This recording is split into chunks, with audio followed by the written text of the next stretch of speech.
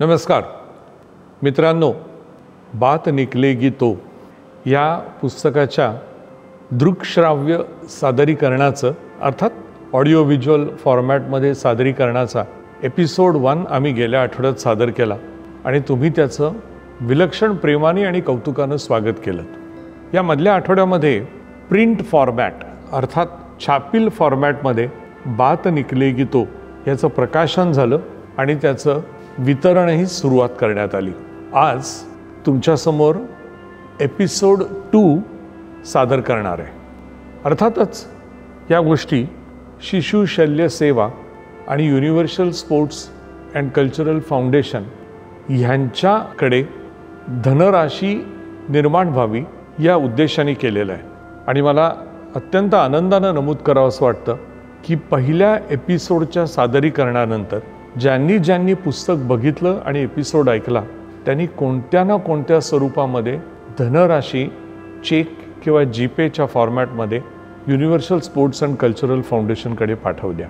अनिल जोगळेकर हे मुंबईतले प्रख्यात संगणक उद्योजक आणि अनिल नवरंगे हे ठाण्यामधले प्रख्यात बिल्डर हे दोघंजणं युनिव्हर्सल स्पोर्ट्स अँड कल्चरल फाउंडेशनचे आधारस्तंभ आहेत.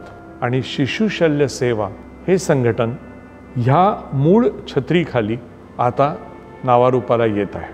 आज सादर करतो आहे एपिसोड 2 दुसरा भाग. या दुसऱ्या भागामध्ये मी नव्या पिढीबद्दल माझे विचार मांडणार आहे. 3 लेखांक आहेत. पैकी पहिला आहे शाळेतून घरी. रिटायरमेंटनंतर काही कामं ही आपसुकच अंगाला चिकटली. त्यातलंच एक होतं नातवंडांना शाळेतून घरी आणणं, त्यांच्या स्कूल बसेसच्या वेळा सांभाळणं इत्यादी इत्यादी. तसं म्हणायला गेलो तर लौकिक अर्थानं मी आजही रिटायर्ड झालेलो नाही आणि कधी होईन असं वाटत नाही. पण ही कामं मात्र आम्ही दोन्ही घरच्या आजोबांनी परस्परांमध्ये वाटून घेतलेली आहेत. वास्तविक पाहता माझ्या डॉक्टर सोनबाईंचे वडीलही मुंबई महानगरपालिकेचे प्रमुख जल अभियंते होते. पण पालिका सुटल्यावरच आमच्या दोघांमध्ये संवाद सुरू झाला आणि त्याचं प्रमुख कारण म्हणजे हिरा वय वर्ष 2 आणि आयान वय वर्ष 7 यांना शाळेतून आणणे. डॉक्टर तुम्ही जाताय का मी जाऊ, हा त्यांचा 9-9:30 वाजता सकाळी नित्यनेमाने येणारा फोन आणि प्रश्न आणि त्याला माझे समयोचित उत्तर. थोड्याफार फरकानं सगळ्याच तुमच्या माझ्यासारख्या मध्यमवर्गीय घरांमध्ये हीच प्रथा आहे आणि वर्षानुवर्षची ही परंपरा नातवंड बिगरीपासून थेट 10वीला जाईपर्यंत पाळली गेलेली आहे. 2-2.5 वर्षांच्या रडणाऱ्या नातवंडाला कडेवर घेऊन शाळेत सोडायला जाताना आजोबा आजींनाही हुंदका अनावर होतो. त्यांचेही डोळे पाणावतात. शाळा असते किती, इनमीन 2 तासांची, पण तेवढाही विरह नको वाटतो. प्रचंड काळजी दाटून येते. अनेकदा मूल शाळेमध्ये गेल्यावरती आजोबा बाहेरच 2-2.5 तास टाइमपास करतात, रेंगाळतात, घरी जाणे टाळतात, कारण त्यांचे पाय त्यांना पुन्हा नातवंडाकडे ओढत असतात. दिवस जातात, हळूहळू मंडळी शाळेत रमायला लागतात आणि मग शाळा सुटायच्या वेळेला फक्त शाळेतून घरी आणण्याचे काम उरते. मी माझ्या रोजच्या व्यापांमध्ये कितीही व्यस्त असलो, कितीही सर्जरीज असल्या, ॲडमिनिस्ट्रेटिव्ह मीटिंग्ज असल्या, तरी वेळा ॲडजस्ट करून मी हे काम मात्र करतो. खरं तर रोजच्या रुटीनमध्ये हे काही क्षण म्हणजे आनंद घनाची बरसात असते. दोन्ही नातवंडांच्या तऱ्हा निरनिराळ्या आहेत. शाळेच्या जिन्यातून खाली उतरताना हिराचे भिरभिरते डोळे दारापलीकडे उभे असलेल्या आबूला शोधत असतात. आबू दिसताच ते डोळे हसतात. त्यात एक वेगळीच चमक येते. आणि मग 2-2.5 वर्षांची ही साजरी गोजरी बाहुली धावत धावत आबूकडे येते. आबूच्या रंगाशी 100 नव्हे तर 200% कॉन्ट्रास्ट इतका गोरापान रंग, गोल डोके, चष्मा सांभाळणारे कान, केसांच्या क्लिप्स मधून बंड पुकारून इतस्ततः पुढे येणाऱ्या केसांच्या बटा संजय दत्त साहेबांच्या भाषेत बोलायचं झालं तर शेंडी, खांद्याला अडकवलेली दप्तराची सॅक आणि उजव्या हातामध्ये हँडीक्राफ्ट वर्कमध्ये मिळालेला एखादा झेंडा किंवा एखाद्या प्राण्याचा कटआउट, हे काय आहे? ह्या माझ्या प्रश्नाला गोरिला किंवा ॲलिगेटर असे इवल्याशा तोंडात न मावणाऱ्या शब्दांचे उत्तर. आणि अबू, तुला एवढं कसं माहीत नाही? ही अबूच्या बुद्धिमत्तेबद्दल घेतलेली साक्षेपी शंका दाखवणारी भावमुद्रा. ज्या आवेगाने नातवंड अबू किंवा आजीचा हात पकडतात तो समजून घेण्यासाठी तुमच्यापैकी प्रत्येकाने शाळेतून घरी आणण्यासाठी जाणे गरजेचे आहे. गाडीत बसल्यावर जे तोंड सुरू होतं ते घर येईपर्यंत अखंड चालतं. शाळेत शिकवलेली एखादी पोएम, घडलेली गोष्ट मोठ्या मोठ्याने अबूला सांगायची असते. मला ती बडबड अजिबात कळत नाही, पण नात्याचा ऋणानुबंध मात्र घट्ट विणला जातो. ह्याच्यापेक्षा वेगळी तऱ्हा आयांची. 7 वर्षांच्या आयांना शाळेतून आणताना माझ्या मनावर प्रचंड दडपण येतं. काय आहे, दुपारी 1:30ला शाळा सुटली की एखाद्या गिरणीची किंवा माझगाव डॉकची शिफ्ट सुटावी तशी एकाच आकाराची, एकाच उंचीची, एकाच वयाची मुले वारा प्यायल्यासारखी धावत बाहेर पडतात. शिस्तीचे सगळे निकष कागदावर राहतात. सगळीच पांढरा शर्ट आणि खाकी हाफ पॅन्ट. मला ती सगळीच सारख्या तोंडवळ्याची वाटतात. त्यातून नेमके आपले वीर शोधून काढणे हे काही सोपे नाही. त्यातूनही आमचे पराक्रमी पौत्र खांबाआड लपतात आणि अबू आपल्याला शोधताना कसा कवरा बावरा झालाय हे बघणं एन्जॉय करतात. मग थोड्या वेळाने दत्त प्रकट व्हावा तसे प्रकट होतात. तेव्हा कुठा माझा जीव भांड्यात पडतो. आमची दुक्कल गाडीत बसते. रस्त्यावरचा टोल टॅक्स जरी गव्हर्नमेंटने कॅन्सल केला असला तरी 2 अल्पाईन लेबल आणि 1 कॅडबरी हा टॅक्स भरल्याशिवाय गाडी घराकडे पास होऊ शकत नाही. मी सांगितलेले हे माझे वैयक्तिक अनुभव थोड्याफार फरकाने अनेक वाचकांना येत असतील. रिटायरमेंटनंतर घरामधलं आपलं नेमकं स्थान किंवा आपली गरज आणि उपयुक्तता काय या छळणाऱ्या प्रश्नाचे उत्तर नातवाने घट्ट मिठीत पकडलेल्या तुमच्या बोटात दडलेले असते. काही मिनिटांचा होणारा तो प्रवास आणि संवाद शब्द आणि भाषेपलीकडचा असतो. त्यात आत्मीयता, आपुलकी आणि आपलेपणाचा हक्क दडलेला असतो. घडामोडीचे रिपोर्टिंग करण्याची सवय नातवंडांना लागते आणि संयमित श्रोत्याची भूमिका घेण्याचे कसब अबू आणि आजीच्या स्थायी वृद्धिंगत होते. दोघांपैकी कोणी आजारी पडला की चुकल्यासारखे होते. Birds of same feather gather together या उक्तीनुसार न्यायला येणाऱ्या आजी आजोबांचा कळत नकळत एक ग्रुप तयार होतो. कोणीतरी त्याच्यावर व्हॉट्सअपचे डिजिटल संस्कार करतो आणि संपर्क वाढीस लागतो. बघता बघता वर्ष सरतात. कडेवर बसून येणारी नातवंडे आता स्वतः सायकलवर येऊ जाऊ लागतात.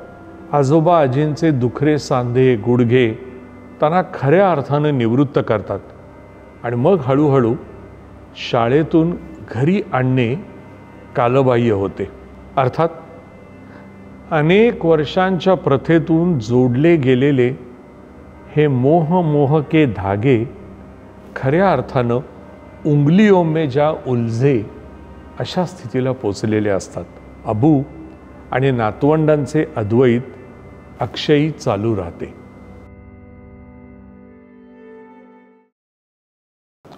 मित्रांनो, आजचा पुढचा जो विचार आहे तो ह्या माझ्या नातवंडांच्या वयाची मुलं ज्या पिढीचं प्रतिनिधित्व करतायत त्या जनरेशन झी बद्दल आहे. सादर करतोय जनरेशन झी.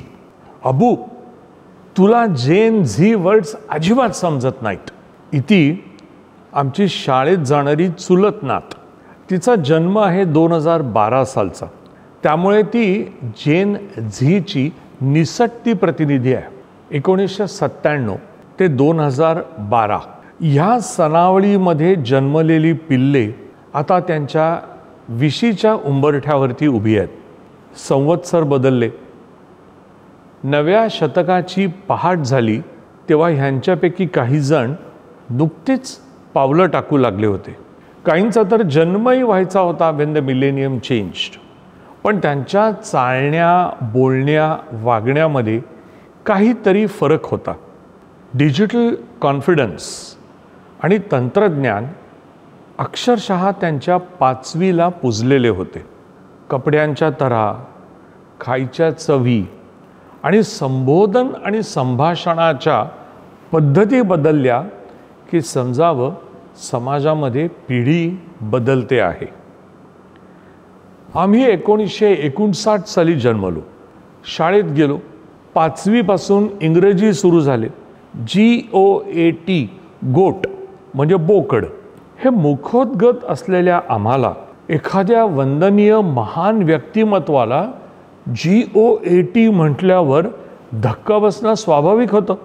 पण आता GOAT म्हणजे बोकड नसून ग्रेटेस्ट ऑफ ऑल टाइम्स हे कळल्यावर आम्हाला वयपरत्वे हनवटीखाली बोकडा सदृश पांढरी दाढी आली.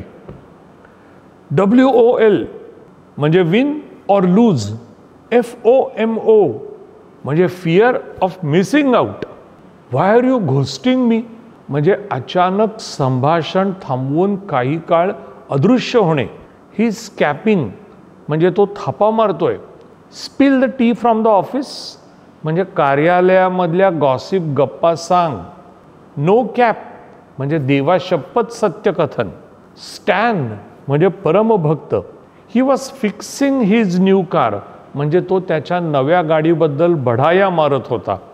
हे असले सगळे शब्द आणि वाक्प्रचार आमच्या वेबस्टर डिक्शनरी किंवा तर्खडकरांच्या इंग्रजी ग्रामरमध्ये नव्हते. आमचा जन्म स्वातंत्र्यानंतरच्या दशकामधला 1946 ते 1964चा काळ हा दुसऱ्या महायुद्धानंतरचा आणि व्हिएतनाम युद्धानंतरचा. मोठ्या संख्येनं बालकं जन्माला येत होती, जनसंख्या फुगत होती आणि त्यामुळे या पिढीला बेबी बूम जनरेशन म्हणून संबोधलं जात होतं. अर्थकारण आणि सामाजिक जडणघडणीवरती मध्यमवर्गीय संस्कार होते. रेलचेल नव्हती, उधळमादळीला स्थान नव्हते. जे काही आहे ते उरवून पुरवून जगण्यावरती भर दिला जात होता. संस्कृती पापभीरू होती. मानवी अस्तित्व विचारी आणि भविष्याच्या बाबतीमध्ये आशादायी होते. 1959-60 ते 1979 जनरेशन Xचा प्रारंभ झाला. आयुष्य म्हणजे केवळ वर्षे वाढवायची नाहीत, तर गुणवत्ता वाढली पाहिजे हा या पिढीचा आग्रह होता. 1980 ते 99 पर्यंत जनरेशन Y किंवा मिलेनियल्सचा काळ होता. तंत्रज्ञानाची अफाट प्रगती आणि रोजच्या दैनंदिन जीवनात तंत्रज्ञानाचा झालेला शिरकाव हे या पिढीचे स्थायी भाव होते. 2000 पासून मात्र आजपर्यंत जेन झीचा बोलबाला आहे. इथे केवळ भाषेचे मंत्रच नाही तर जगायचं तंत्रही बदललेलं आहे. इंटरनेट आणि वायफाय, अन्न वस्त्र निवारा ह्यांच्या इतकीच मूलभूत गरज म्हणजे आज वायफाय आहे हे सत्य आहे. त्यातही 2010 ते 2024 ह्या काळात जन्मलेली मंडळी जनरेशन अल्फा या उपविभागामध्ये गणली गेली आहेत. ते खऱ्या अर्थानं डिजिटल अस्तित्वाचे प्रतिनिधी आहेत. तंत्रज्ञान त्यांनी नुसते आत्मसातच केलेलं नाही तर स्वतःला हवे त्या पद्धतीनं त्यांनी ते वाकवले आहे. ते एकमेकांना नावापेक्षा आणि आडनावापेक्षा QR कोड ह्या पद्धतीने ओळखतात. व्हिडिओ कॉलमधून केवळ मीटिंगच नाही तर नव्या नोकरीचा इंटरव्ह्यूही देतात. त्यांनी कोविड पाहिला आहे, सहिला आहे. जनसंख्या शास्त्रज्ञ मार्कमॅन क्रिंडलने जनरेशन अल्फा हे नाव सुचवले आणि ही पिढी खऱ्या अर्थानं नव्या शतकाचा श्री गणेशाकरती झाली आहे. माझी दोन्ही नातवंड जनरेशन अल्फामध्ये मोडतात. त्यांची भाषा मला चटकन समजत नाही. ती आत्मसात करण्याचा प्रयत्न मी करतो आहे. काय आहे, पूल बांधलेले ठेवायचे असतील तर नवे टेकू देण्यावाचून पर्याय नाही. बदलावे तर लागतेच आणि ते आधीच्या पिढीला हाच सृष्टीचा नियम आहे. अरे आमच्या काळी असे नव्हते वगैरे जी वाक्य आहेत ही कायम स्वरूपी इतिहास जमा व्हायला हवीत. अरे पुरुषा, टाइम्स हॅव चेंज्ड हे पु ल देशपांड्यांच्या चितळे मास्तरांचे सर्वकालीन सत्य संबोधन आम्ही रुजवणे गरजेचे आहे.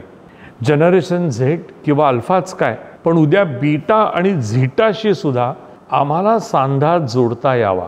फक्त या अल्फा बीटा झीटानं संध्याकाळी घरात आल्यावर देवासमोर हात जोडायला, जेवणापूर्वी वदनी कवळ घेता म्हणायला, इंटरव्ह्यू किंवा परीक्षेला जाताना हातावर दही घ्यायला, सत्यनारायणामध्ये लीलावतीची कथा ऐकायला आणि दरवाजामध्ये आई मीठ भाकरी ओवाळून टाकत असताना काही क्षण तिष्ठत उभे राहायला नकार देऊ नये म्हणजे झालं.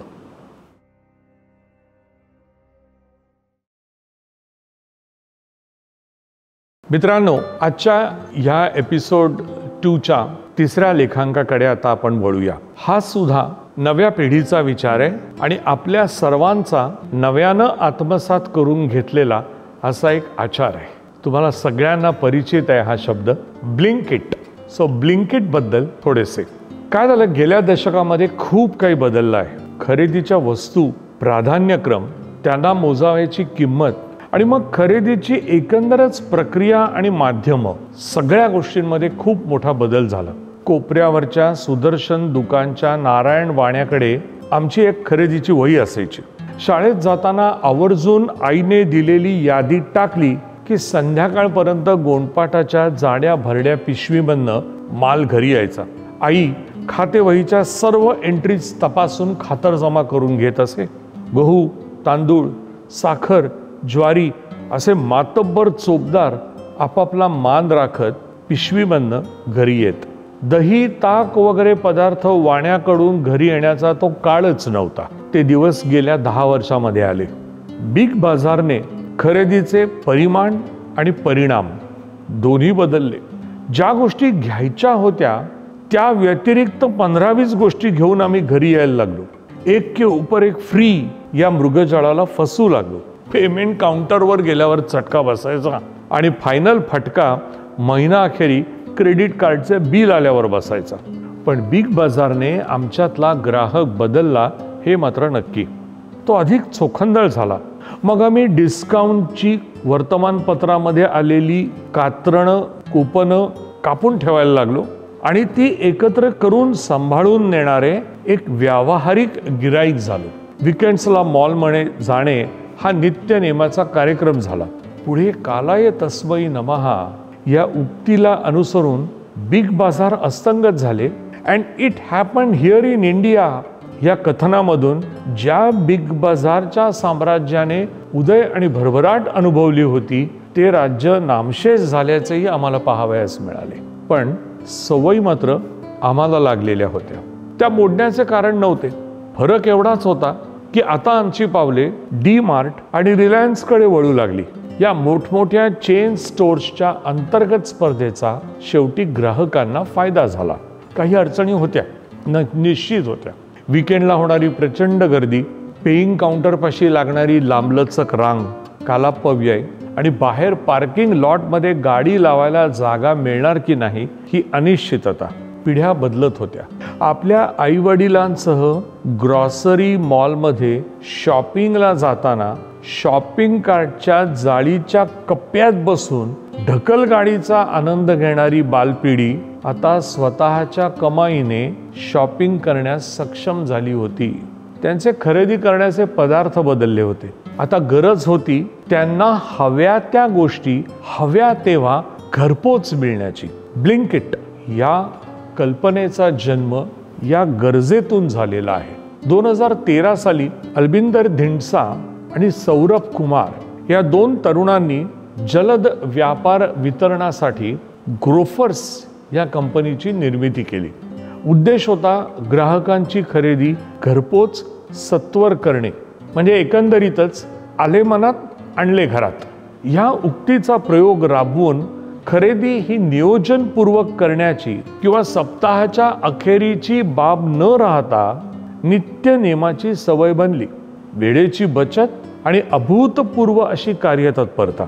सुरुवातीला त्यांनी स्थानिक किराणा दुकानदारांशी संपर्क साधून त्यांच्या मार्फत मालाचा पुरवठा करण्याचा प्रयत्न केला. पण किराणा दुकानदारांच्या पिढ्यानपिढ्या लागलेल्या सवयी बदलणे शक्य नव्हते. 2021 मध्ये गोफोर्सचे परिवर्तन ब्लिंकिट अर्थात डोळ्यांची पापणी लवते तद्वत अशा सेवेत करण्यात आली. 10 मिनिटांची सीमा ठरली. 2 किलोमीटर परिघात छोटे छोटे डेपो आणि वेअर हाऊसेस रचली गेली.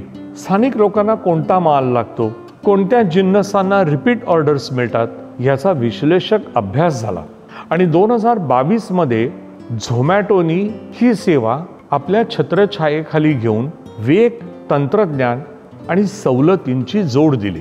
2024च्या उपलब्ध आकडेवारीनुसार ब्लिंकिट आज दिवसागणिक 4 लाख ऑर्डर्स पूर्ण करीत आहे.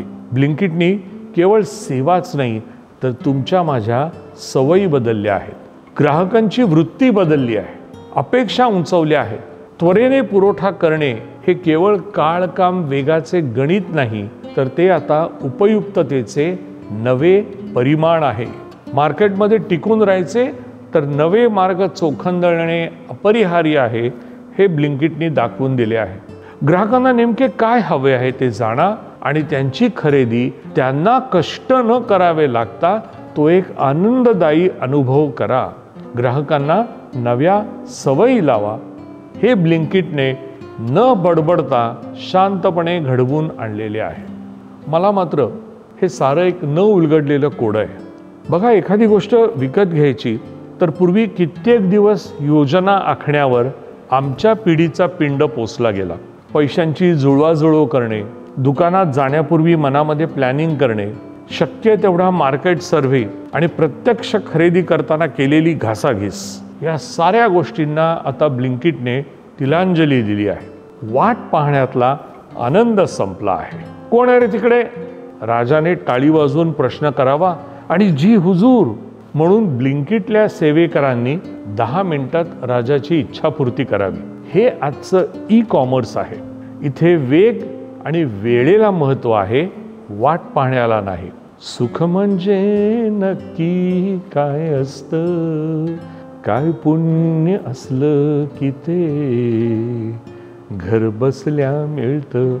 या प्रशांत दामलेच्या प्रश्नाचं 2025 मधलं उत्तर आहे ब्लिंकिट.